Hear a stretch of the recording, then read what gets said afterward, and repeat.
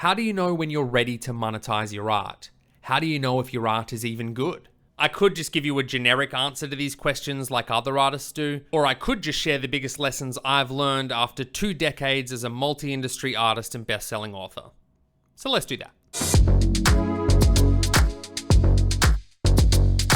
In this video, I've basically taken every major lesson I've ever learned as an artist and done my best to synthesize those lessons into a few easy to understand categories. So this is 6 things every creator should know from an artist who learned the hard way. Passion is king. This sounds obvious, but it's much more complex than just doing something you love. Passion is important because it exists whether you do the art or not. Every writer, illustrator, painter, or filmmaker has a passion to create even when they're not creating for years at a time. Passion is how you determine what type of art you're going to focus on.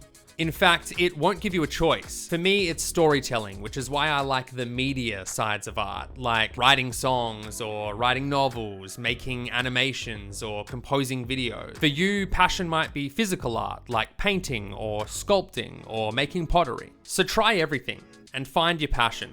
Without it, your art will be aimless. Talent is earned. Every person you've ever known who isn't an artist has seen something you've made and said to you, "You're so talented." But what they really mean is, "You're so practiced."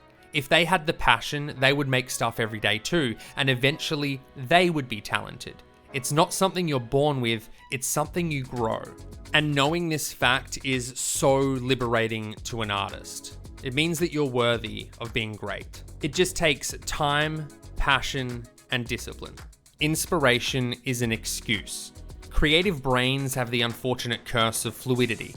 What I mean is, our brains don't like being trapped in a box. We don't do well with boundaries. Our thoughts are fluid, and because of that, we like to rationalize that we don't stick to something. We make excuses for why we procrastinate, but the truth is we're equally as capable as being disciplined as anybody else. So stop making that wonderful excuse that you're not inspired and get inspired. It's quite easy. Just find a place or a person or a book or a film that inspires you. Or let your own imagination inspire you. It sounds counterintuitive, but you don't just let your mind roam free. You give it boundaries to work inside of.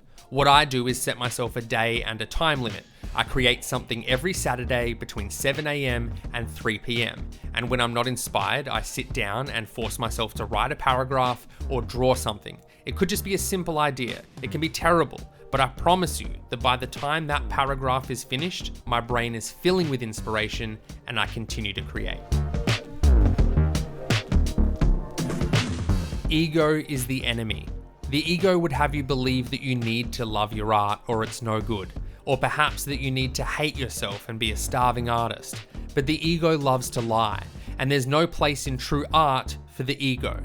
Think about everything you've ever made. When you made something with the intent of creating a self-image or having other people view you in a better light, like creating something for fame, the art is usually pretty bad. It's dishonest. But when you make something without ego, something that's purely for the passion, for the love of the craft, it's always a masterpiece. And they're the pieces that get famous. So my advice is remove the self from your art as much as you can. It will still be your voice and it will still have you in it, but you are not your ego. Be open to criticism. I need to preface this by saying that all art is subjective. You could make something that takes 10 years and is as perfect as possible, but not everybody's going to love it. Some are going to hate it. So I don't mean that kind of criticism. The kind I'm talking about is professional criticism. If you're a writer and a successful author gives you feedback, take it. If you're an illustrator and a professional artist critiques your work, take it. It might not work for you and it might not change anything, but if even the smallest lesson comes to you, it improves your art dramatically. Professional criticism is 1,000 times greater than an online course or a textbook.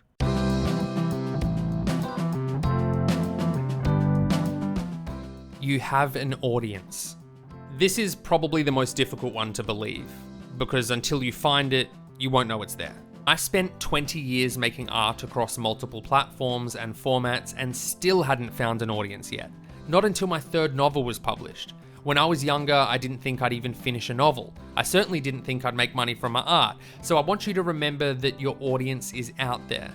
You might need a few years or a few decades to practice your art until the point that it's so good it can't be ignored, or you could monetize in the meantime with freelance work or social media or direct employment with a solid portfolio. Either way, there's 8 billion people on the planet. That's an insane amount of people. Even if 100,000 of them loved your art enough to pay for it, that's only 0.02% of people or something like that. That's a very attainable percentage to reach. So don't doubt yourself. Just keep making stuff, keep practicing your craft, and eventually you'll get there. And look, if I've inspired you in any way or just taught you something or helped you, give this video a thumbs up. It helps the YouTube algorithm, which helps me continue to find my audience. And if you haven't, subscribe for more videos aimed at helping you on your creative journey.